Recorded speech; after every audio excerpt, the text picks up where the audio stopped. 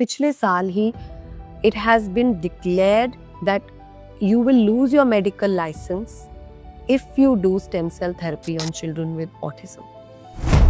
क्या हर ऑटिस्टिक बच्चे के लिए सेम थेरेपी काम करती है? बिल्कुल भी नहीं. You can say yes, behavior therapy her autism के बच्चे के लिए काम करेगी, बट अब अगर कोई बच्चा बिल्कुल नॉन वर्बल कम्युनिकेशन में है तो उससे कम्युनिकेशन कैसे बिल्ड किया जा सकता है? देखिए नॉन वर्बल या वो बच्चे जो इंक्लूसिव स्कूल ग्राउंड रियलिटी में कितने इंक्लूसिव है? देखिए द थिंग इज कि जब हमने शुरुआत की तब तो बिल्कुल भी नहीं थे, लेकिन हमने अपने एक्सपीरियंस से अच्छा, स्कूल ऑटिज्म को हैंडल करने में सबसे बड़ी मिस्टेक क्या कर रहे हैं? उनके पास इंफॉर्मेशन है, और जब इंफॉर्मेशन आती है वो कुछ स्कूल उससे घबरा भी जाते हैं. बचपन के बाद ऑटिस्टिक चाइल्ड की लाइफ कैसे चेंज होती है? देखिए एक उसकी लाइफ बदलनी नहीं चाहिए, राइट? वो भी एक आम अडोलेसेंस के टाइम के थ्रू निकलते हैं. जो पेरेंट्स का सबसे बड़ा डर पता क्या होता है कि हमारे बाद इसका क्या होगा, इसका प्रैक्टिकल सॉल्यूशन क्या? देखिए इस वक्त तो जो हो रहा है in our country is that. अच्छा, अब ना एक बड़ा इंपॉर्टेंट सवाल, क्या ऑटिस्टिक पर्सन इंडिविजुअल अपनी लाइफ इंडिपेंडेंट लाइफ जी सकता है? 100%.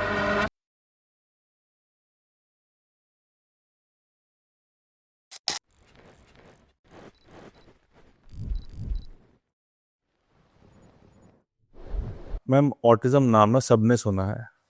सिंपल लैंग्वेज में ऑटिज्म होता क्या है? सो ऑटिज्म अगर हम कहें तो एक ऐसी मुश्किल है, मैं मुश्किल इसलिए कहती हूँ क्योंकि हमें डिसेबिलिटी शब्द से नफरत है. और प्रॉब्लम शब्द से भी. एक ऐसी मुश्किल है जिसमें बच्चे को दूसरों से घुलने मिलने में, बातचीत करने में, कम्युनिकेशन जिसको कहते हैं, उन चीज़ों में मुश्किल आती है. एंड इसके साथ साथ आप कह लीजिए कि कुछ सेंसरी इश्यूज होते हैं, आईक्यू रिलेटेड कुछ इश्यूज भी हो सकते हैं, बट ये हमेशा नहीं होता क्योंकि ऑटिज्म में ज्यादातर एक बच्चे की जो आईक्यू होती है वो नॉर्मल या हाई रहती है. अच्छा, इंडिया में ऑटिज्म के केसेस बढ़ रहे हैं या डायग्नोज अब बेटर हो गया? देखिए हम तो ये बिलीव करते हैं कि it is not like an epidemic. पहले तो हमें इस मिथ को खत्म करना है कि केसेस बढ़ रहे हैं.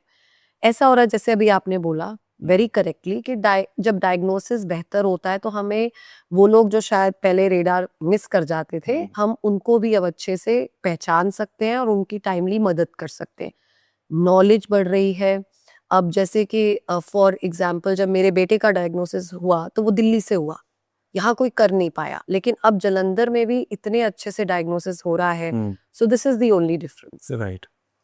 पेरेंट्स को किस एज तक ऑटिज्म के अर्ली साइन मिल जाते हैं? पेरेंट्स को थोड़ा ध्यान ये रखना है कि जब बच्चा 2.5 साल की उम्र का हो, कुछ उसके माइलस्टोन्स हमें सही से ना दिखें, स्पेशली वो जो एरियाज मैंने अभी आपको बताए, जैसे कि दूसरों से घुलना मिलना, अपने हम उम्र बच्चों के साथ उनको काल्पनिक खेल नहीं दिख रहा. उनको ये दिख रहा है कि थोड़ी हाइपर एक्टिविटी भी दिखती है, ज्यादा हलचल बच्चे में.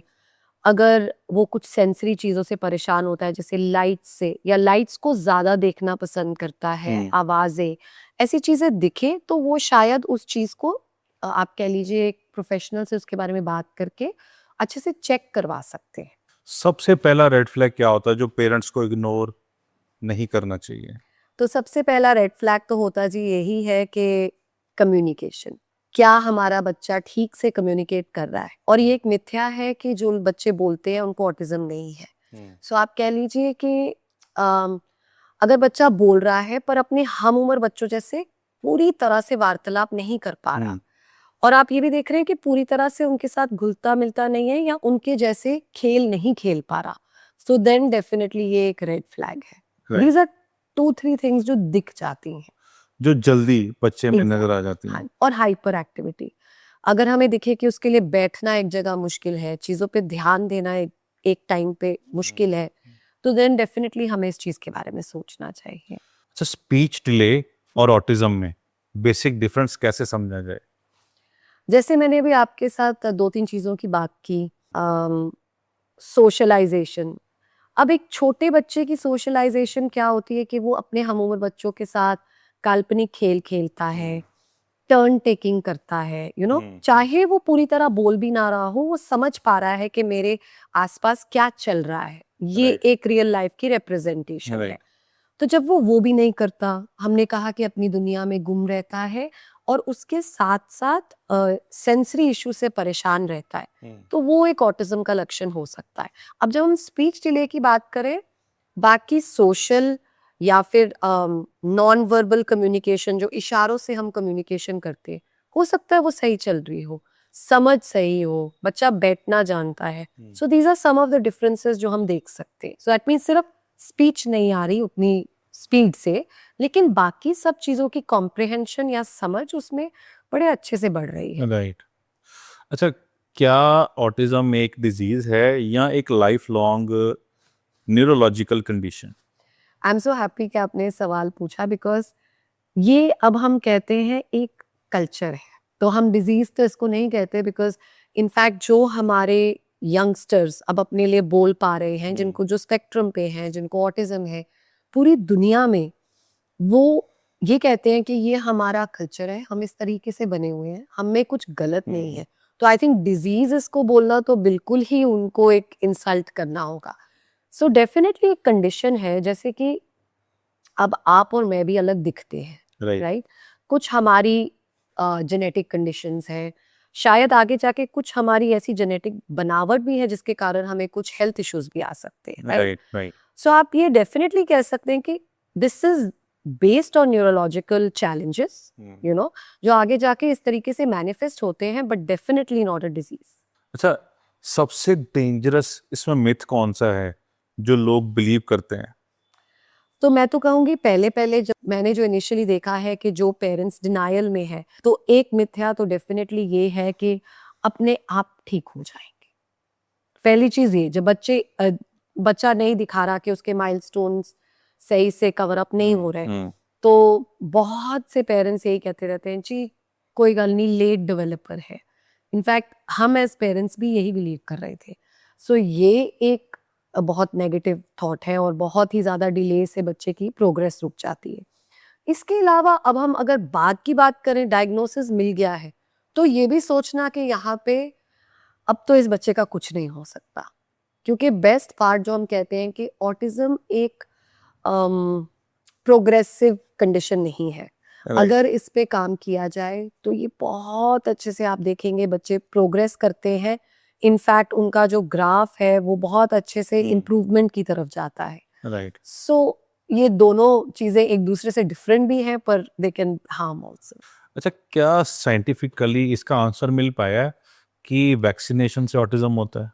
यस, बिकॉज कुछ साल इनफैक्ट जब मेरे भी कुछ पहले ट्रेनिंग के साल थे, ये एक आप कह लीजिए अगर मिथ्या चल रही थी, दैट जब हम वैक्सीनेशन करते हैं तो उससे ऑटिज्म हो जाता है। That is not true. ये थ्योरी पूरी तरह से डिबंक हो गई है। और इनफैक्ट इस वक्त ये कहा जाता है कि ऑब्वियसली ऑटिज्म बर्थ से होता है, राइट? वैक्सीनेशन की बात इसलिए चली थी बिकॉज कुछ उस टाइम पे वैक्सीनेशन लगती है, उसी के बाद बच्चे के माइलस्टोन्स शुरू होते हैं, राइट? सो पहले पहले तो दिखेगा नहीं, बिकॉज हमारे जो बच्चे हैं इसे एक इनविजिबल कंडीशन इसलिए भी कहा जाता है बिकॉज वो नॉर्मली फिजिकली डेवलप होते हैं, मीन्स उनके शरीर के अंगों में कोई मुश्किल बाहर से नहीं दिखती। सो उनकी सोच और समझ में कुछ मुश्किल आ रही है, तो इसीलिए उसी दौरान जब वैक्सीनेशंस का स्केड्यूल चलता है, उसी दौरान बच्चे की कम्युनिकेशन और सोशलाइजेशन बढ़ती। तो ये किसी तौर पे एक, आप कह लीजिए एक अनप्रूव्ड थ्योरी के तौर पे कनेक्ट किया गया था, जो सही नहीं है। नहीं। अच्छा, आज की डेट में ना बच्चों का स्क्रीन टाइम बहुत ज़्यादा है या मोबाइल यूजेज बहुत ज़्यादा है, क्या ये भी एक कारण बनता है ऑटिज्म का? देखिए, एक न्यू टर्म जो कोविड के दौरान बहुत ही वायरल हो गई थी, वो ये थी that it is internet autism या कुछ ऐसे करके। स्क्रीन टाइम से क्या होता है, डेफिनेटली बच्चे एंटी सोशल तो होते ही होते हैं, because they begin to live in their own world. अब अगर मेरे और आपके पास स्क्रीन होगी तो हमें बाहर की दुनिया की क्या जरूरत है? हम इनफैक्ट एक दूसरे के साथ खाना खाना भी छोड़ देते हैं, एक दूसरे से बात करना छोड़ देते हैं, क्योंकि हम स्क्रोल कर रहे हैं, राइट? ये हम भी अपनी स्क्रीन में गुम हो सकते हैं। बट अगर इस कारण कुछ बच्चे की सोशलाइजेशन और कम्युनिकेशन डिले हो रही है, on improving this condition, I mean the screen, अगर उनकी लाइफ से निकाल दी जाए तो डेफिनेटली यू विल सी के they recover their skills. So this is not something that leads to autism. Autism जन्म से ही होता है. बेसिकली ऑटिज्म का कारण नहीं है मोबाइल, डेफिनेटली नॉट. बट वो कहीं ना कहीं उसको बढ़ावा जरूर दे देती है. ये बोला जा अगर सकता है? बच्चे को ऑटिज्म डायग्नोस्ड है और फिर हम उसको स्क्रीन पकड़ा दें तो डेफिनेटली ये उसको और भी अपनी दुनिया में खींचेगा. बिकॉज जब हम सेंसरी इश्यूज की बात कर रहे थे तो आपने नोट किया होगा मैंने विजुअल की बात की. स्क्रीन एक बहुत बड़ी विजुअल स्टिमुलेशन है. तो अगर मेरे को स्क्रीन मिल जाए और मेरे को ऑटिज्म है तो I have the best thing in life and I am very very involve in it. फिर नहीं मुझे जरूरत उस दुनिया की तरफ जाने की जो मुझे वैसे ही मुश्किल लग रही है. Right. So that is the. अब सबसे बड़ा क्वेश्चन ये है कि क्या ऑटिज्म बिल्कुल कंप्लीटली क्योर किया जा सकता है? सो देखिए, क्योर तो हम उस चीज को करते हैं जो अगेन जो हमने पहले शब्द इस्तेमाल किया, डिजीज हो या जो गलत हो. राइट. जब हमने मान ही लिया कि ऑटिज्म एक जीने का तरीका है, बनावट कुछ और है, दुनिया को हम अलग तरीके से जज करते हैं, तो यहाँ पे हम क्योर की तो बात ही नहीं करते. एक्चुअली हमारी एनजीओ में तो ये शब्द इस्तेमाल भी नहीं होता. Improvement in getting in sync with the world outside, वो एक अलग चीज है. सो इम्प्रूवमेंट बहुत पॉसिबल है. हमारे बच्चे आगे जाके इंडिपेंडेंट हो सकते हैं, आत्मनिर्भर हो सकते हैं, मेन स्ट्रीम हो सकते हैं. मेन स्ट्रीम का मतलब वो बाहर की दुनिया में पूरी तरह से अपने आप को मर्ज कर Mix up कर सकते हैं. सो ये सब पॉसिबल है. सो दैट मीन्स अब ये कहना कि ऑटिज्म है तो फिर वो एक आम जिंदगी नहीं जी सकते, ये बिल्कुल गलत. अच्छा, डायग्नोस्टिक सुनते ही पेरेंट्स सबसे बड़ी गलती क्या करते हैं? पहले तो वो घबरा जाते हैं एंड मैंने देखा है कि पेरेंट्स इस चीज को बहुत देर तक टालते रहते हैं. स्पेशली सबसे ज्यादा मुझे लगता है ये उस केस में होता है जहाँ बच्चा हमें हाई फंक्शनिंग दिख रहा है, मतलब जो बोलता है, थोड़ा बहुत घुलता मिलता भी है.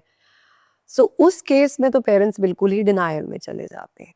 Right. And then of course आपके पास जिस प्रोफेशनल के पास आप गए हैं उसको पूरी तरह से नॉलेज होनी चाहिए कि वो क्या चीज के लिए बच्चे को टेस्ट कर रहे हैं, तभी डायग्नोसिस का कुछ मायने रहता है. राइट.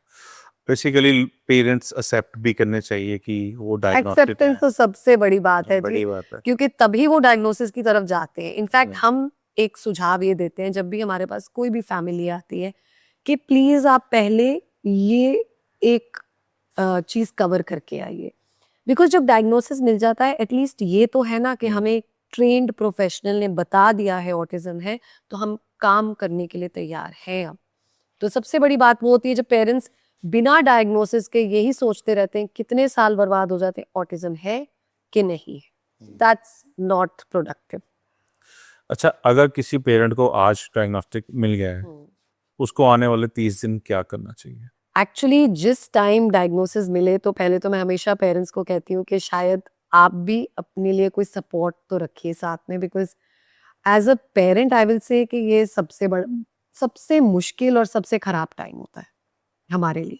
बिकॉज आप कह लीजिए ऑलमोस्ट एक ड्रीम का क्लोजिंग है. राइट. बट उसी के साथ साथ अगर आप प्रोएक्टिव हो तो काफी हद तक हमारा जो फिक्र है वो खत्म भी होने लगता है. अगर हम साथ के साथ सबसे पहले अपने आप को ट्रेन करना शुरू कर दें. एवरी फैमिली जिनके पास कोई भी एक न्यूरो डाइवर्स इंडिविजुअल उनके साथ रहता है, उनको उनके पास ट्रेनिंग होनी चाहिए. This is the first and foremost rule. Training के साथ साथ कुछ हमारे अंदर के डर दूर होते हैं, हमें एक कैपेबिलिटी मिलती है, हम एक ऐसी एनवायरनमेंट बना सकते हैं जो हमारे छोटे से बच्चे को सपोर्ट करता है. राइट. अच्छा, आजकल यूट्यूब पे, सोशल मीडिया हाँ पे जी. बहुत सारी एडवाइस मिलती हैं. अगर आप किसी को ऑटिज्म डायग्नोस्ड है, स्पेशली उनके पेरेंट्स के लिए, तो उनको ऐसा करना चाहिए. तो वो जो एडवाइस है कितनी ट्रस्टेबल है? सो देखिए, अगर मैं एक उदाहरण के थ्रू ही आपको बताऊंगी. मैं एक आर्टिस्ट हूँ. राइट. मैं वाटर कलर पेंटिंग्स करती हूँ तो मुझे अपना मीडियम पता है. तो अगर अब मैं यूट्यूब पे कुछ देखूंगी तो मुझे पता है कि उसमें से क्या सही दिखाया जा रहा है और क्या गलत. तो what does it come down to कि अगर मेरे पास इंफॉर्मेशन है, मैं ट्रेंड हूँ, तो कल जो यूजफुल इंफॉर्मेशन अवेलेबल है मुझे पता है मैं उसको यूज कर सकती हूँ, राइट पर अगर कुछ गलत है मुझे वो भी दिख जाता है। जैसे कि कुछ देर पहले एक बहुत डेंजरस सी एक एक मिथ सी चली थी दैट अगर हम बच्चे को कैमल का, ऊंट का दूध पिलाएंगे तो ऑटिज्म ठीक हो जाता है। This is ridiculous, right? But अगर मैं ट्रेंड हूं तो मुझे पता है कि एक ऊंट का दूध या कैमल का दूध पिलाने से हम उसको कम्युनिकेशन कैसे सिखा देंगे, राइट? राइट सो ये मेरी ट्रेनिंग मेरे काम आती है and then I am able to understand and make out the difference between right and wrong advice. Right.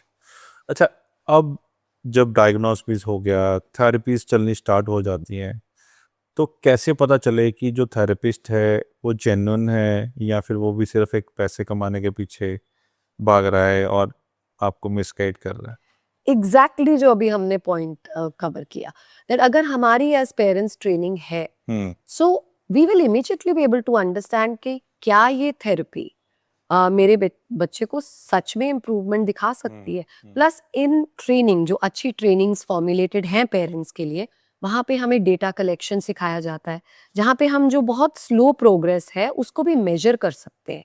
सो अगर हम में वो क्षमता है तो डेफिनेटली हम समझ पाएंगे। समझ रही हैं, again I am going to repeat an example. कुछ देर पहले कुछ ऑक्सीजन थेरेपी चली थी कि एक ऑक्सीजन चेम्बर में बच्चे को रखने से, एंड कुछ leading hospitals of the country in metropolitan cities were adopting this. अगर हम ये करते हैं तो हमारा बच्चा ऑटिज्म से, आप कह लीजिए जो वो टर्म है, क्योर हो जाएगा, right? But of course that's not true. And वहां पे जो पेरेंट्स इतना एक्सपेंसिव ट्रीटमेंट करवा रहे थे उनको ये यार्डस्टिक ही नहीं थी कि क्या ये स्पीच थेरेपी से हो रहा है, क्या ये बिहेवियर थेरेपी से हो रहा है, कि ये ऑक्सीबोल से हो रहा है। Same thing for stem cell. इतने पेरेंट्स ने लाखों बर्बाद किए हैं स्टेम सेल ऑटिज्म के बच्चों के एडमिनिस्टर करके, एंड इस वक्त पिछले साल ही it has been declared that you will lose your medical license if you do stem cell therapy on children with autism. It does not work. So ये हमें कैसे पता लगता है? When I know what is right and what is wrong. अगर इस तरह से लोगों को मिसगाइड किया जा रहा है तो वो तो कहीं ना कहीं उनसे लूटा नहीं जा रहा उनको, मतलब 100% जी, देखिए इट्स उनके वेरी, ईयर को यूज करके। बिल्कुल this, and you so right, you use the right word कि हमारा जो डर है उसी को हमारे खिलाफ यूज किया जा रहा है। देखिए छोटी सी बात है, जब डिमांड बढ़ती है किसी चीज की, नॉलेज बढ़ रही है, डायग्नोसिस हो रहा है, so every person thinks that now अब हम इस चीज को मोनेटाइज कर सकते हैं, राइट? इसीलिए अवेयरनेस, पेरेंट ग्रुप्स, अपने जैसे और लोगों को मिलना, उनके साथ इंफॉर्मेशन शेयर करना, एक्सपर्ट्स को मिलना, उनसे इंफॉर्मेशन गैदर करना बहुत जरूरी है। पेरेंट ग्रुप्स को और स्ट्रांग होना पड़ेगा ताकि एटलीस्ट जब हम किसी से डिस्कस करते हैं हम उनको बोल सकते हैं ये सही है या नहीं। As just simple, again I love giving examples, so just a simple example, अगर मुझे कोई गेम भी ज्वाइन करनी है तो पहले हम क्या करते हैं, हम वो ग्रुप ढूंढते हैं, राइट? अगर मुझे रनिंग करनी है तो मैं एक ग्रुप ढूंढूंगी जो मेरे साथ रन करता है और उसमें वो लोग होंगे जो मुझे करेक्ट इन्फॉर्मेशन देते हैं। आपकी पेस ऐसी होनी चाहिए, आपको स्ट्रेंथ ट्रेनिंग ऐसे करनी है, then I am not misguided. But gyms तो बहुत है, इंस्ट्रक्टर्स तो बहुत है, राइट? अब मिसगाइड करने के लिए कोई भी हमें ऐसे गाइड कर सकता है जिससे हमें इंजरी हो सकती है। It's the same thing. Therapies choose करते वक्त पेरेंट्स को किन बातों का ध्यान रखना चाहिए? देखिए अगेन आई ऑलवेज से अपनी रिसर्च और अपनी नॉलेज को, तो पहले तो अपने आप को नॉलेज से इक्विप कीजिए, अपनी ट्रेनिंग कीजिए, उसके बाद speak to some other people जो वहां ऑलरेडी कुछ सालों से जा रहे हैं, एंड ये इंफॉर्मेशन वो थेरेपी हाउस आपसे स्टॉप नहीं कर सकता आपको गेन करने से। इनफैक्ट अगर वो आपसे ये चीजें हाइड कर रहे हैं then that's a bit worrisome, you know, and ये ट्रांसपेरेंसी होनी चाहिए। Talk to the other families जो उस थेरेपी सेंटर में जा रहे हैं एंड बात कीजिए कितना इम्प्रूवमेंट मिला। आपके पास अगर इंफॉर्मेशन है, ट्रेनिंग है, तो आप खुद ही वो एक यार्डस्टिक बना सकते हैं कि यस इतनी देर में इतना होना चाहिए था। देन अनदर थिंग, एक थेरेपी सेंटर का फोकस हमेशा लाइफ लॉन्ग इंडिपेंडेंस की तरफ होना चाहिए। फंक्शनल एकेडमिक्स, ऐसी पढ़ाई लिखाई जो काम आए। सो कुछ जगह हम जाते हैं जहाँ बच्चे 4 साल से ABCD लिख रहे हैं और उसमें से उनकी कोई प्रोग्रेस नहीं हुई।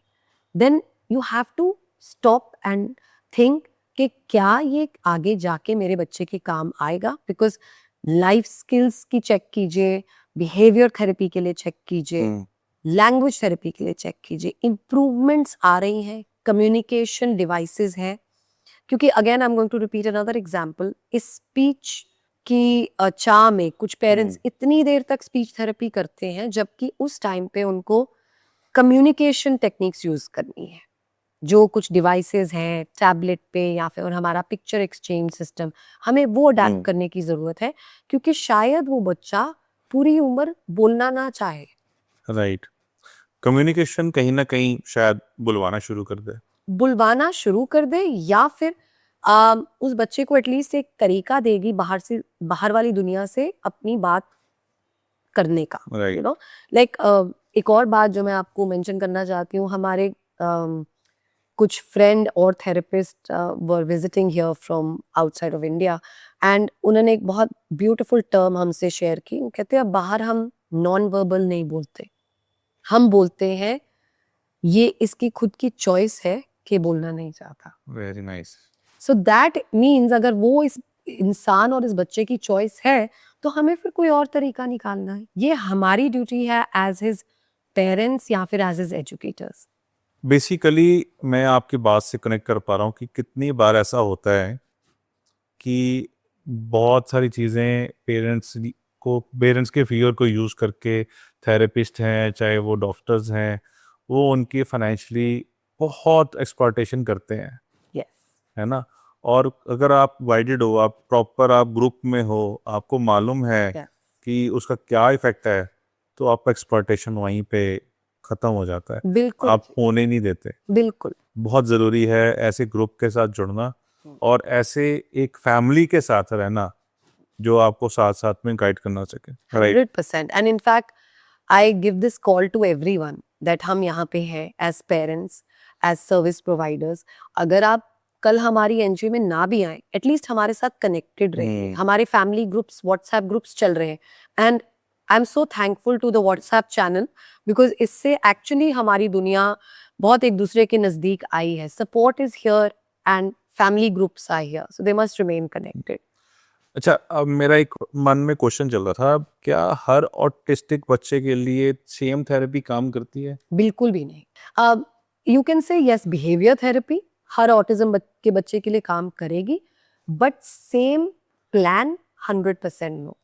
सो इनफैक्ट हम इसे बोलते हैं इंडिविजुअल एजुकेशन प्लान, यानी कि हर बच्चे के लिए एक इंडिविजुअल प्लान बनाया जाएगा।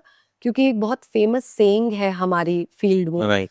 कि अगर आपने एक बच्चा ऑटिज्म के साथ देखा है तो एक ही देखा है, उसके जैसा कोई और नहीं है। राइट, उसके जैसा कोई और नहीं है।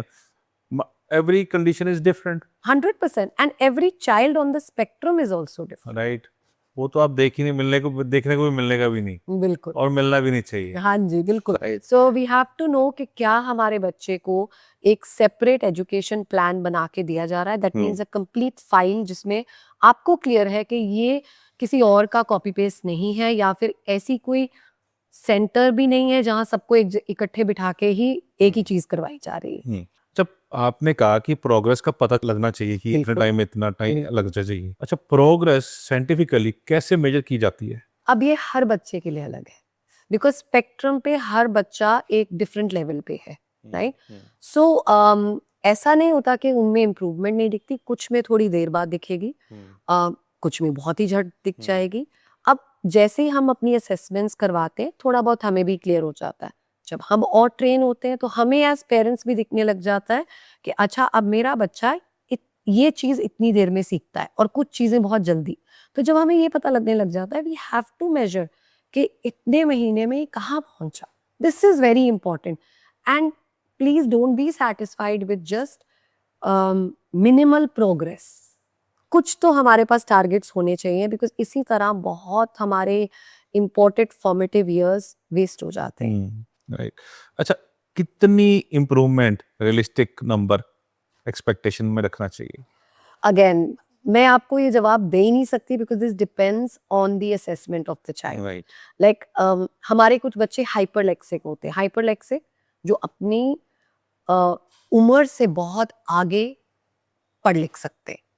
लेकिन हमारे कुछ बच्चे हैं जिनके अंदर आप कह लीजिए कुछ डिसलेक्सिया के भी कंडीशंस हो सकती हैं depending on their assessment. So then वो थोड़ा टाइम ज़्यादा लेंगे, right? So I can absolutely not tell you that, but बच्चे के साथ काम करने पे, खुद की समझ बढ़ने पे ये यार्डस्टिक हमें मिल जाता है। So then we should apply it. Basically आपके एक्सपीरियंस से किस एज पे इंटरवेंशन सबसे ज़्यादा इफेक्टिव होती है? 2 years onwards 2 year onwards best? Most effective. मतलब हम 2 साल 2 का- साल से भी शुरू करते, हम्म, आपको वार्निंग्स मिल गई हैं, आपको दिख रहा है कि कुछ अलग तरीके से मेरा बच्चा बिहेव करता है या आसपास की दुनिया को समझने लगा है अलग से, तो आप इमीडिएटली असेसमेंट करवाइए। असेसमेंट करवाने के बाद immediately jump into action. And हमारे आप कह लीजिए first 5 years are very very crucial hmm, because autism में एक और बात है कि जितनी आदतें पक्की होती जाती हैं उम्र के साथ, उतनी ही बाद में मुश्किल होती है उनको बदलने में। तो हम चाहते हैं कि अगर हम बिगिनिंग से कुछ सही आदतें उनको पहले से ही पहले से ही- सिखा दें, सो आप इमेजिन कीजिए कि वो चीज़ कितनी पक्की हो जाती है। राइट। मतलब आप पहले से ही उस हैबिट्स को बिल्ड कर दें Yes, yes. जो उसकी लाइफ के लिए उसको बेनिफिट दे। राइट। मैं एक आपको छोटा सा अगेन हाँ, उदाहरण हाँ। डेफिनेटली देना चाहूंगी कि हमारे पास एक बच्चा था जिसने अपना स्केड्यूल बहुत अच्छे से रीड करना और फॉलो करना सीख लिया था। राइट। मेन स्ट्रीम स्कूल में जा रहा था एंड उस स्कूल में आप रोज उसको 5 ब्रेक्स मिलती थी बिटवीन क्लासेस। अब एक दिन उसको एक 6th ब्रेक इसलिए मिली क्योंकि फायर ड्रिल हुई। ब्रेक टाइम मतलब मैं क्लास से बाहर जाऊंगा। एंड जब एक्चुअली उसके स्केड्यूल की ब्रेक आई, वो कहता मुझे ज़रूरत नहीं है, मेरी 5 हो चुकी है। सो इमेजिन इतने डिसिप्लिन्ड हो सकते हैं हमारे यंगस्टर्स। ऑटिस्टिक चाइल्ड नाम लेने पर रिस्पॉन्स क्यों नहीं देते? ओके, सो अगेन मैं और आप एक दूसरे को क्यों रिस्पॉन्स देते हैं? मैं अभी आपसे बात भी कर रही हूँ तो आप मेरे को एटलीस्ट एक नॉन वर्बल तरीके से बता रहे हैं, अपना सिर हिला के कि आप हाँ। मेरी बात समझ रहे हैं। हाँ। ये हमारी सोशल ट्रेनिंग है, ये Right. दुनिया के कुछ बने हुए नियम है। नहीं। अब जब हम बात करते हैं कि बच्चे को दुनियादारी निभाने में, उसके नियम समझने में मुश्किल आ रही, तो ये तो एक सबसे पहला नियम है। ये पहली बात है कि मुझे सोशली नहीं समझ आ रहा कि मुझे किसी को जवाब देने की ज़रूरत है। But second reason that I will definitely से समटाइम्स सेंसरी। मैंने आपसे कहा कि शायद हम कुछ आवाज़ों से तंग हो रहे हैं, कुछ लाइट से तंग हो रहे हैं। तो अगर मेरा ध्यान किसी ऐसी आवाज़ पे है जो मुझे डिस्टर्ब कर रही है, तो क्या होगा कि मैं आपकी वो कमांड या आपकी आवाज़ लगाई हुई बात को फोकस ही नहीं जाएगा। फोकस ही नहीं जाएगा उस तरफ। So it could be either of the things. End of course हमने ये भी देखा है कि हमारे बच्चे इतना अच्छे से समझने लगते हैं जब उनको सही से बताया जाता है कि किसी की आवाज़ देने पे हमें जवाब देना है, कि चाहे कभी आप उनको आवाज़ नहीं भी लगा रहे होंगे वो जवाब ज़रूर देंगे। राइट। उनका नाम ही बोला जा रहा होगा एनवायरनमेंट में। सो ये सब आई थिंक उनको हैंडल करने के और उनकी समझने में एक बात है। अच्छा, मेल्टडाउन में हम्म, और नॉर्मल टेंट्रम में क्या डिफरेंस है? कोई डिफरेंस नहीं है। देखिए, मेल्ट डाउन भी क्यों होता है? जब मेरी एनवायरनमेंट में कुछ ऐसा है जो मेरी सहन शक्ति के बाहर जा चुका है। अगेन ये सेंसरी रिलेटेड हो सकता है, ये इसलिए हो सकता है क्योंकि आसपास के लोग समझ ही नहीं रहे कि मुझे इस वक्त क्या चाहिए और मैं उनको समझा भी नहीं पा रहा। टैंट्रम भी तो इसीलिए आता है कि मैं इस वक्त इस चीज को झेल ही नहीं पा रहा, राइट? राइट। एंड बट ये जरूर है कि हमारे बच्चे ये एज अ डिसरप्टिव बिहेवियर नहीं कर रहे। ये उनकी आप कह लीजिए कोपिंग टाइम पे उनकी कोपिंग टाइम खत्म हो गई है। अब वो उनकी सहन शक्ति से बाहर हो चुका है, तो they just show it like that. But अगर हम यंगस्टर्स को जिनको ऑटिज्म नहीं भी है उनको भी हैंडल करने चले तो क्या कहा जाता है, ये टैंट्रम का कारण क्या है वो तो ढूंढिए। राइट, हमेशा कहते हैं ये बच्चा टैंट्रम्स क्यों थ्रो कर रहा है, कुछ तो है ना कारण। सो that is what it is about. Selective food खाना या सेंसरी इशू है कोई, तो पेरेंट्स इस इशू को कैसे हैंडल करें? सी देखिए ना, I will talk about the spectrum, right? अब हम बात कर रहे हैं सेंसरी इशू। इसके लिए बहुत अच्छे ऑक्यूपेशनल थेरेपिस्ट हैं, बिकॉज अगर बच्चा कोई भी चीज इसलिए नहीं कर पा रहा बिकॉज उसको सेंसरी इशू है, तो हमें पहले उसको ऑक्यूपेशनल थेरेपी या सेंसरी थेरेपी देनी है, राइट। अब इसको एक्सप्लेन करने के लिए अनदर एग्जांपल, हम कितने अच्छे एक रिकॉर्डिंग के लिए बैठे हैं, Right. राइट। यहाँ एसी चल रहा है, बाहर पीक समर ह्यूमिडिटी चल रही है। अब आप एसी बंद कर दे तो ना तो आप ज्यादा देर इस इंटरव्यू में बैठ पाएंगे, ना मैं ज्यादा देर इस Right. पॉडकास्ट में Right. बैठ पाऊंगी। लेकिन अगर ये एसी चलता जाए तो हम कितना कंफर्टेबली बैठ सकता और ये एक सेंसरी इशू है, है, right. right? Anything related to the discomfort in our body is related to sensory issues. So अगर हम बच्चे की सेंसरी इशू को पहले ही टैकल करना शुरू कर दे तो आहिस्ता आहिस्ता उनकी ईटिंग हैबिट्स भी इम्प्रूव होती है, अगर ये सेंसरी इश्यूज के कारण है। अगर अब आदत बन चुकी है कि हमें एक ही टाइप का खाना खाना है, तो मे बी पेरेंट्स एक कॉम्प्रोमाइज कर सकते हैं, राइट। थोड़ा बहुत एक टेक्निक होती है जिसे कहते हैं रीइंफोर्सर या रिवॉर्ड्स, उसके साथ बच्चे का आप कह लीजिए experience of flavours and foods बढ़ाया जा सकता है। अगर बिल्कुल ही नापसंद है तो ऐसा तो आपका और मेरा पैलेट भी है। अब मुझे कुछ टाइप के खाने बिल्कुल नहीं खाना, मुझे कोई फोर्स करेगा तो आप मेरा मेल्टडाउन ही देखेंगे, राइट। राइट। एंड कुछ acceptance, so it's about a compromise, right. But definitely अगर हमें दिख रहा है कि उसके न्यूट्रिशन या उसकी हेल्थ को हार्म कर रहा है, then we can start building a small bridge in small steps using the reinforcer method या some techniques of behaviour therapy and progress. Right, right. अच्छा, ऑटिस्टिक चाइल्ड को टॉयलेट ट्रेनिंग के लिए प्रैक्टिकल टिप्स क्या है? So again, these are a little behavior therapy techniques, but हर बड़े task को हमें स्मॉल टास्क में ब्रेक करना है, राइट। सो अगर हम एक सिंपल हैंड वॉशिंग का स्किल देख लें, इसको भी हमें टास्क में ब्रेक करना है, और अगर हम वो स्टेप्स छोटे छोटे तोड़ के उस बच्चे को सिखाएं, इंक्लूडिंग अ रीइंफोर्सर या फिर एक रिवॉर्ड, बच्चे की मनपसंद चीज उस एक प्रोसेस में जोड़ दें, तो स्टेप बाय स्टेप सिखाएं तो बच्चे पूरी तरह से सीख लेते हैं। ये मैं क्वेश्चन से इतना रिलेट कर पा रहा हूँ ना, क्योंकि मेरा बेटा भी खुद 4.5 साल का है और उसको भी टॉयलेट ट्रेनिंग नहीं है। बिल्कुल। मैं एक अभी रिसेंटली मुझे ऐसा लगा कि उसको शायद ऑटिज्म ना हो। हाँ जी। मैंने अभी बहुत सारी चीज़ें एक्सपीरियंस करी और मुझे लगता है कि शायद हमारी ट्रेनिंग में अभी थोड़ी सी कमी है। बेसिकली ऑटिज्म नहीं है, हमारी ट्रेनिंग में कभी कभी थोड़ी सी गलत कमी है। तो कहीं ना कहीं मेरे को बड़ा कोरिलेशन हुआ कि कभी कभार जो हम ट्रेनिंग भी दे रहे हैं, हाँ जी, उसमें भी गलती हो सकती है। आई वुड रादर से कि गलती, आप अपनी बेस्ट ट्रेनिंग देते हैं एज पेरेंट्स, आप और मैं पूरा काम करेंगे और दिलो जान लगा देंगे इस चीज में। राइट।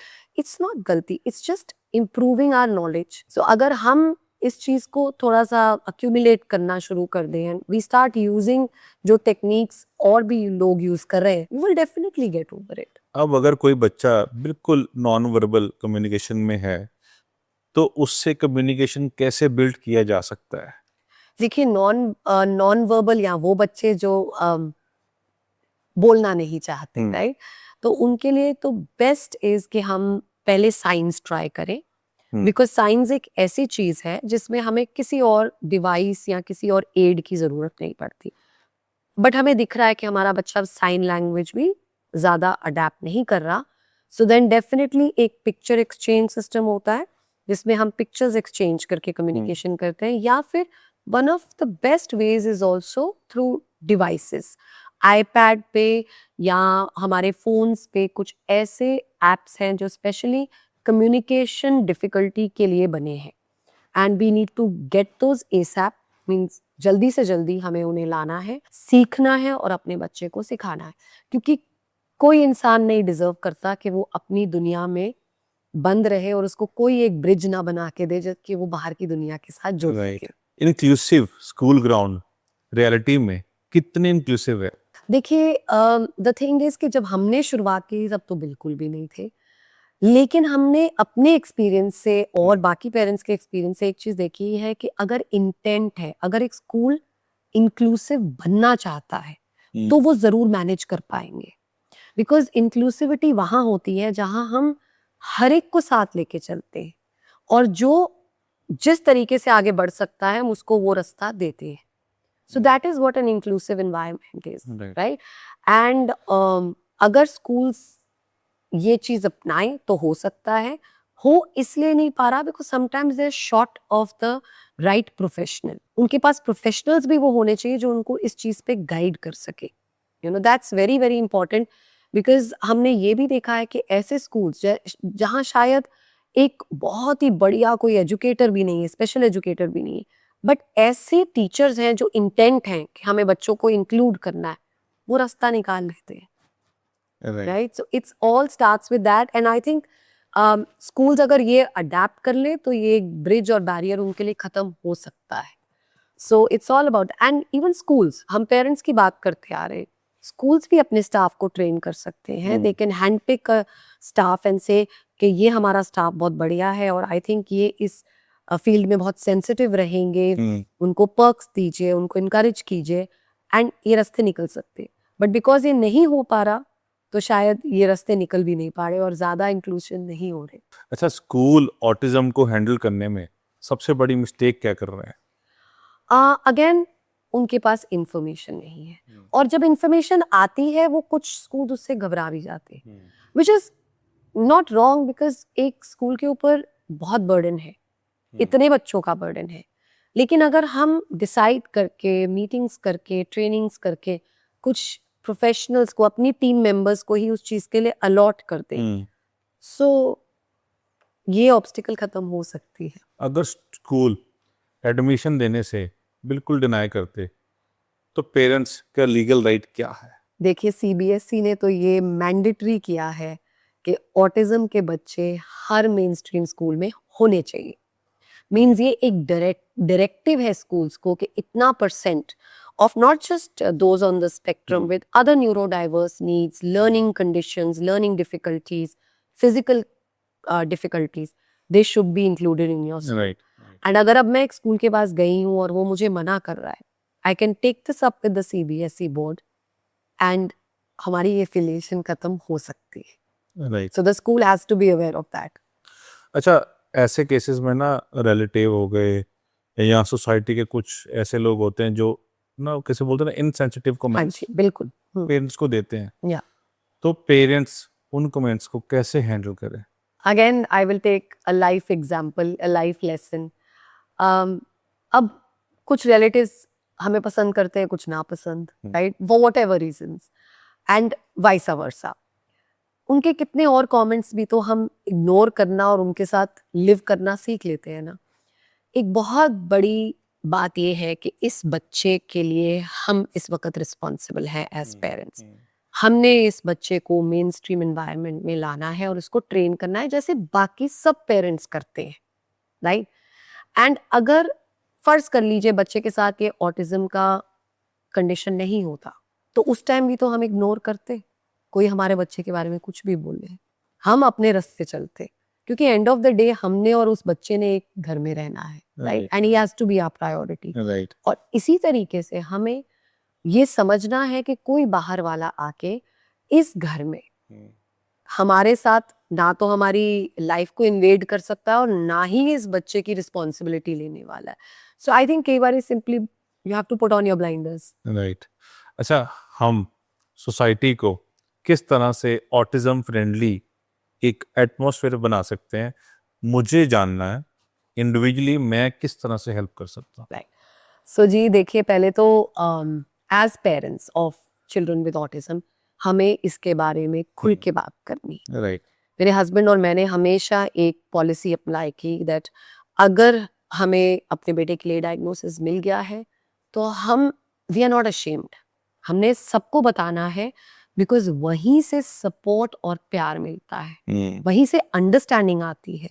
सो पहली चीज तो अपने अंदर की एक हेजिटेशन को खत्म करना है और वो सब दूसरों को बताना शुरू करना है and start working towards the understanding of people around you.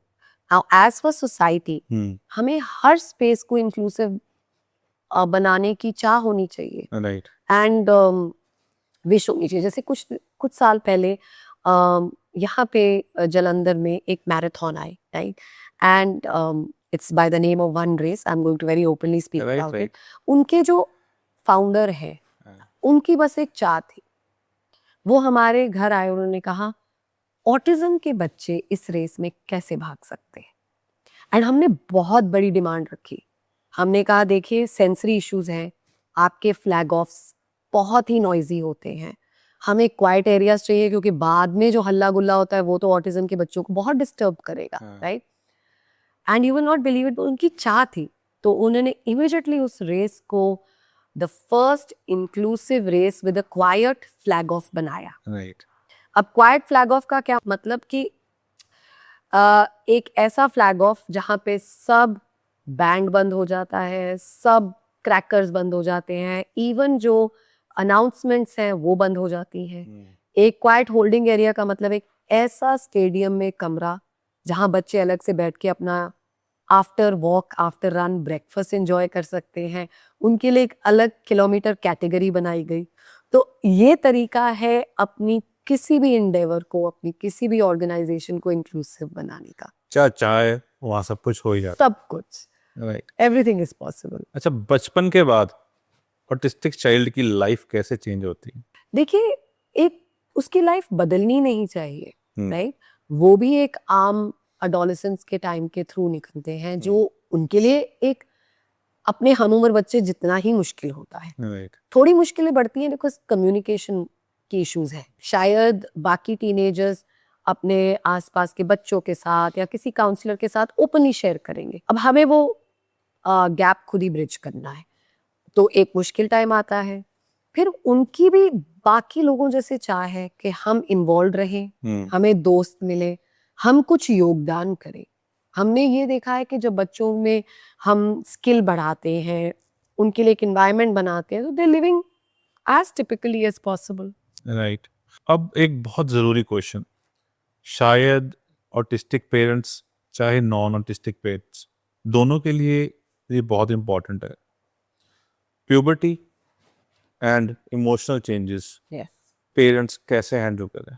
अब अगर हम चाहे पेरेंट्स ऑफ न्यूरोडाइवर्स चिल्ड्रन ले लें या फिर टिपिकल, राइट दोनों को इन्फॉर्मेशन होनी चाहिए। हाँ। तो मेरा एक बुक क्लब है जिसमें एक बारी हमने एक ऐसी बुक उठाई जिसमें अडोलेसेंस की बात हो रही, एंड नेचुरली मेरे आसपास जितने मेरे बाकी मेंबर्स हैं they are parents to typical children, सबकी वरीज उतनी ही थी। बट वहाँ सबसे बड़ी बात जो हमारे साथ एक काउंसलर उस टाइम थी, उन्होंने उन पेरेंट्स को क्या बोला, आपको नॉलेज होनी चाहिए, चाहे आपको फिक्र देती है ये इन्फॉर्मेशन, आपको ये इन्फॉर्मेशन होनी चाहिए कि बच्चों की मुश्किलें क्या हैं, बाहर का सिनेरियो क्या है, डेंजर्स क्या है, राइट। तो अगेन वहाँ क्या बात हुई, अपने आप को तैयार करने की। यही एक ऑटिज्म के पेरेंट्स को हम कहते हैं, बच्चे के पेरेंट्स को हम कहते हैं कि आपको तैयार रहना है, आपके पास इंफॉर्मेशन होनी चाहिए। अब कोविड में एक बात इतनी अच्छी हुई कि हमारे ग्रुप्स बने जो अब तक कायम है, एंड उसमें कुछ आई स्टिल रिमेंबर मेरे हस्बैंड ने भी कुछ सेशंस लिए, मैंने कुछ sessions with parents of children with adolescence issues, and उन सेशंस में हम दोबारा एक ही बात कर रहे थे कि आप तैयार हैं, क्या आपको पता है इस बच्चे की मुश्किलों को हम कैसे हैंडल करने वाले हैं और क्या क्या मुश्किलें आ सकती हैं। So when you are better prepared you definitely handle it better, and कुछ मिस्टेक्स हर जगह होंगी, but let's cover them up and let's go past that, that's how it is. अच्छा, अब ना एक बड़ा इंपॉर्टेंट सवाल, क्या ऑटिस्टिक पर्सन इंडिविजुअल अपनी लाइफ इंडिपेंडेंट लाइफ जी सकता है? 100%। हमने कहा कि एक तो स्किल ट्रेनिंग पे बहुत फोकस कीजिए जब वो छोटे हैं, बिफोर देयर एडल्टहुड, एंड इसके साथ साथ एक इन्वायरमेंट को आसपास अगर हम सपोर्टिव रखें, they can absolutely live an independent life. अब अगर हम अपने बेटे का उदाहरण दें जहाँ और बच्चों का जो अब हमारे सेंटर में ट्रेन हुए हैं, सो हमें रोज ये रिपोर्ट्स मिलती हैं, अब वो ये खुद करने लग गया है, अब वो ये चीज खुद करता है। So it's like an accumulation of good times, you know, and good achievements, and everything is possible. वही कहीं ना कहीं सेलिब्रेशन का टाइम बन जाता 100%। छोटी छोटी चीजें, अपने आप सोने लग गया है, अपने आप खाना खाता है, तो ये जब छोटी चीजें आगे जाके हम देखते हैं, that's what an independent adult is doing. So ये सब अचीव हो सकता राइट. है. ऑटिस्टिक पर्सन के लिए employment and career opportunities India में कितने रियलिस्टिक है? Not very. इनफैक्ट अब तो हम आप कह लीजिए पैन इंडिया पेरेंट्स और ऑर्गेनाइजेशन से जुड़े हुए, इनफैक्ट इन एशिया, तो हमने यही देखा है कि most of the employment is being created by the families themselves. जैसे अब हम अपने बेटे के लिए एक ब्रांड क्रिएट कर रहे हैं.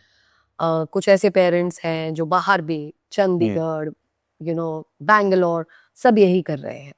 ऑफ कोर्स कुछ ऐसी ऑर्गेनाइजेशंस हैं जैसे Lemon Tree hotels, and we have also heard that some of the airlines are thinking that maybe हम कुछ ऐसे इनको सुविधाएं दें जिसके through they can be a part of the normal employment wage. Possible है बट हो नहीं रहा. एक ना सबसे पेरेंट्स का सबसे बड़ा डर पता है क्या होता है? कि हमारे बाद इसका क्या होगा, इसका प्रैक्टिकल सॉल्यूशन क्या है? देखिए इस वक्त तो जो हो रहा है in our country is that parent groups इकट्ठे हो रहे हैं एंड वो बात कर रहे हैं कि हम असिस्टेड लिविंग और दोज वेरी गुड फैसिलिटीज कैसे क्रिएट कर सकते हैं जहां हमारे बच्चे सेफ रहें. And for now that seems to be the best way forward. But what I need to stress here is कि ये थोड़ा सा डी इंस्टीट्यूशनलाइजेशन की तरफ चलता है. मीन्स हम एक इंस्टीट्यूशन में नहीं उनको बंद करना चाहते. What we want to do is we want to create spaces जिसमें वो बाहर मेन स्ट्रीम एनवायरनमेंट में भी जा सके, एक घर की एनवायरनमेंट में रहे, उनके साथ एक रिस्पेक्टफुल रिलेशनशिप विद असिस्ट रहे. सो ये एक new way of assisted living form हो रहा है. राइट. अच्छा, आपने एक एनजीओ स्टार्ट करी सोच ऑटिज्म के नाम से. सो इसका टर्निंग पॉइंट क्या था? इसका टर्निंग पॉइंट ये था जब फ्यू इयर्स बैक हम खुद इस डी इंस्टीट्यूशनलाइजेशन की फिलॉसफी से जुड़े. जो एक ऑर्गेनाइजेशन है by the name of Keystone, they are working globally for this philosophy. Social role valorisation की एक फिलॉसफी है. जब हम इसके साथ जुड़े तो हमें ये रियलाइजेशन हुई कि हमारे कुछ तरीके बदलने की ज़रूरत है. सो ज़रूरी नहीं है कि हम जो करें बाहर वाली दुनिया से अलग हो. राइट, हम बाहर वाली दुनिया को इनवाइट भी कर सकते हैं. तो हमने एक छोटा सा एंडेवर शुरू किया था, सोच के रंग. वो इसी फिलॉसफी का रिजल्ट है, टर्निंग पॉइंट का रिजल्ट है, जहाँ पे हमने एक ऐसा इंक्लूसिव आर्ट शो शुरू किया जिसका एम सिर्फ आर्ट को शोकेस करना था और आर्टिस्ट को बढ़ावा देना था. उसमें जो लोग पार्टिसिपेट करते थे वो सिर्फ अपनी आर्ट से जाने जाते, सिर्फ उस तरीके से जाने जाते हैं कि उनका हुनर क्या है. नोबडी वांट्स टू नो ये ऑटिस्टिक है या इसको डाउन सिंड्रोम है या ये he can't hear. The whole focus was ये एक आर्टिस्ट है, ये क्या क्रिएट करते हैं और इसको शोकस करेंगे और साथ में हमारी कम्युनिटी के बाकी आर्टिस्ट जुड़ेंगे. So it was a win win situation for every artist. And the best part was that I still remember कि हमारे आर्ट शो से कुछ विजिटर्स थे और they were about to leave and they were asking me कि हमें वो लोग नहीं दिखे. सो आई सेड इसका मतलब आपको सिर्फ आर्ट दिखी तो हम जीत गए. बिकॉज अगर आपको वो लोग दिखते और आप इसीलिए आर्ट खरीदते then that is very wrong. So आपने एक आर्टिस्ट को देखा, उसकी आर्ट खरीदी, तो इसका मतलब यहाँ पे हर इंसान एक प्लेटफॉर्म पे था. अच्छा, आपने आज तक कितनी फैमिलीज में मेजरेबल चेंजेस देखने को मिले आपको? हमने जितनी फैमिलीज के साथ काम किया है, जिन लोगों ने इसको एक्सेप्टेंस के साथ अपनाया है, हमें हर जगह चेंजेस दिखे. Means even in rural areas जहाँ पेरेंट्स हमारे पास ऑफ सीजन में आते हैं, उनकी फार्मिंग की प्रोफेशन है, लेकिन वो कुछ महीने हमारे पास ट्रेन करते हैं, उसके बाद वापस जाते हैं. इवन उन फैमिलीज में जहाँ पे वो सबसे कट ऑफ है, होम स्कूलिंग कर रहे हैं, उनके बच्चे भी पढ़ने लिखने शुरू कर दिया है and they are also communicating, कुछ योगदान कर रहे हैं अपने घर में. So improvement is everywhere. अच्छा, अब ना बड़ा एक क्वेश्चन, लोग कहते हैं कि और एक एनजीओ को चलाना बहुत मुश्किल है. क्या एक एनजीओ चलाना डिफिकल्ट है या एक ऑटिस्टिक चाइल्ड की parenting?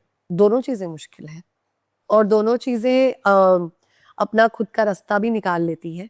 So I always take a very positive approach to life. तो मुश्किलें तो हैं ही है. Like very little government support. We are always short of funds, always managing funds. कितनी बारी हमने इस एनजीओ को खुद अपनी खुद के फंड से सपोर्ट किया है, अब तक करते आ रहे हैं. So that is one of the major thing. Human resource means हमें ट्रेन प्रोफेशनल्स या लोग जो इस काम में जुड़ना चाहते हैं वो बहुत मुश्किल से मिलते हैं. And the same thing is for parenting child with autism. Means बाहर की दुनिया के साथ हमेशा वर्क करना पड़ता है कि हमारे बच्चे के लिए और अपॉर्चुनिटीज, हमारे बच्चे के लिए और स्पेसेस मिले. So that's always goes on.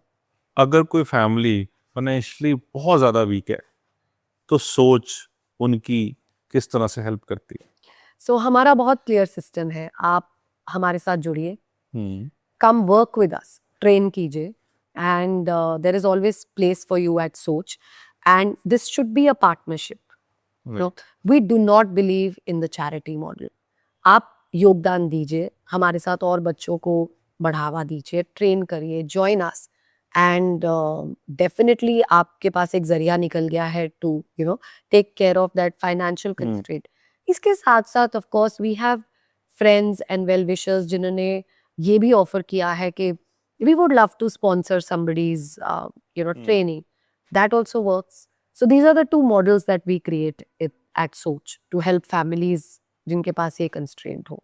अच्छा, आपकी एक वेबसाइट है, उस पर आपने लिखा है कि 1 in 45 चाइल्ड इज ऑटिस्टिक. हाँ जी. ये नंबर कहाँ से आया? देखिए, अनफॉर्चुनेटली इंडिया में इतना अपडेट प्रेवलेंस का नहीं होता. सो हर ऑटिज्म डे पे which is 2nd of April एक सर्कुलेशन होती है of the data, and this is a statistic that was updated lately. Right. तो ये आप रेगुलर अपडेट करते हैं? Yes, as it is announced across the world, we update it. इसमें कोई चेंजेस आए कुछ सालों में? Definitely, I remember in 2008 जब हमने NGO शुरू की थी, we were looking at something like 1 in 110. Now we are looking at 1 in 45. Now this is because diagnosis is becoming so much more clearer. India में ऑटिज्म के नाम पे सबसे ज़्यादा बिजनेस, बड़ा बिजनेस जिसे बोलते हैं, या एक एक्सप्लॉयटेशन किस तरह के, किस फॉर्म में देखने को मिलती है? Through people who are using unproven therapies, जिनका अभी तक कोई आपको प्रूफ नहीं मिला है कि ये कुछ डेफिनेटिव चेंजेस, इम्प्रूवमेंट्स लाते हैं. And in that unprecedented way जब हम भी we fall prey to this. मैंने अभी आपसे बात की stem cell therapy, completely debunked and completely banned in India. But कितने साल, and not a small amount, parents were spending lakhs of rupees because कोई उनको कह देता था स्टेम सेल से हम बच्चे का ऑटिज्म खत्म कर देंगे, कुछ ऐसी चीजें. स्टेम सेल का ट्रीटमेंट ही बहुत कॉस्टली है. Exactly. So imagine using it जहाँ it is not even proven yet कि इस particular condition के लिए इसका कुछ benefit होता है. In fact, हम service providers across the country हमने इसके लिए हाथ इकट्ठे किए थे, because हम में से most of the NGOs have been started by parents, and जब मुंबई, दिल्ली, बैंगलोर, कैलकाटा हमने ये रियलाइज किया कि हमारे पेरेंट्स एक्सप्लॉइट हो रहे हैं, हम सब ने हाथ जोड़ा and we worked very hard with the professionals of the country to prove that this doesn't work, because हमारे बच्चे गिनी पिग्स नहीं है, but they can be used as such. Right.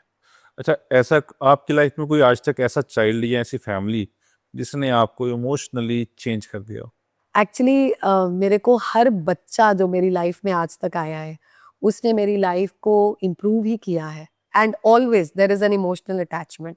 हमारे पास जो बच्चे आते हैं वो हमारे बच्चे बन जाते हैं, एंड इनफैक्ट हमारी संस्था में तो ये माना जाता है कि हमारे बच्चे VIPs हैं, तो सब कुछ उनके आसपास टेलर होता है, and we become very emotionally attach to them. तो कुछ छोटी सी बात होती है, it's a cause for celebration. And I still remember that covid के दौरान एक हमारी 2.5 year old की एक छोटी सी लड़की हमारे साथ ट्रेनिंग, उसकी मदर हमारे साथ ट्रेनिंग ले रही थी, एंड उस मदर ने शेयर किया कि वो बच्चा जो इतना रो के सोता था, कुछ 2-3 महीने में अपने ओन बेड पे अपने आप, जिस टाइम पे उसके शेड्यूल में स्लीप टाइम लिखा था, जाके लेट के सोना शुरू कर दिया. तो आई स्टिल रिमेंबर वो कोविड के दौरान हमने एक ऑनलाइन पार्टी की थी, मीन्स हर एक ने अपने घर पे कुछ ट्रीट्स मंगाई थी, because something as beautiful as that, I mean, she just, I still remember उसने एक photo post की where the child is sleeping alone on her own bed. So that was a cause for celebration. So everything we are emotionally attached to. And we celebrate every small thing. अगर आज आपको पूरे India के parents को एक message देना हो तो वो मैसेज क्या होगा? तो वो मैसेज ये होगा कि डेफिनेटली एक ड्रीम हमारे लिए उस ऑटिज्म डायग्नोसिस के साथ चेंज होता है, बट ड्रीम अगेन, बिकॉज हमारे बच्चे बहुत कुछ कर सकते हैं एंड वो बिलीफ, वो रास्ता, वो एनवायरनमेंट बनाना हमारी responsibility, and it's possible, so work towards the possible. अच्छा, और यही एक मैसेज मैं चाहता हूँ आप उसके लिए भी दें, अगर कोई ऑटिस्टिक चाइल्ड हमारा ये पॉडकास्ट देख रहा है. Oh, so for that, you know you're unique and you're very, very special, and be proud of who you are.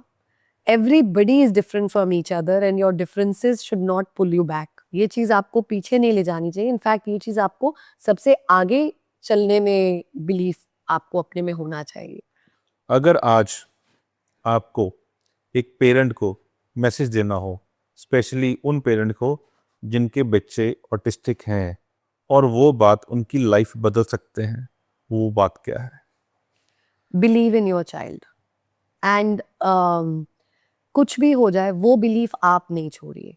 याद रखिए, इस बच्चे के ट्रांसलेटर और इस बच्चे के ब्रिज बाहर वाली दुनिया के लिए हम बनने वाले हैं. तो वो बिलीफ से बहुत कुछ स्टार्ट होता है.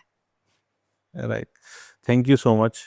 आपने हमारी ऑडियंस के लिए ऐसे ऐसी चीज़ें बताई, शायद जो उनको आसान नहीं लग रहा था, शायद आसान लगे. Thank you so much for calling me, because ये हमारे लिए बहुत एक इम्पॉर्टेंट और दिल के करीब एक टॉपिक है, right. And speaking more and more about it is what we love doing. Thank you so much. अगर ये पॉडकास्ट आप अब तक देख रहे हैं तो इस पॉडकास्ट को लाइक करना ना भूलिएगा और शेयर जरूर करिएगा उन फैमिलीज के साथ, स्पेशली जहाँ पे आपको ऑटिस्टिक चाइल्ड के बारे में पता है. साथ ही साथ हमारे इस चैनल को सब्सक्राइब कर लीजिएगा ताकि आपको अगला माइंड जल्द से जल्द मिल सके और हम और बेहतर गेस्ट आपके साथ ला सके. मैं हूँ वरुण, धन्यवाद, जय हिंद.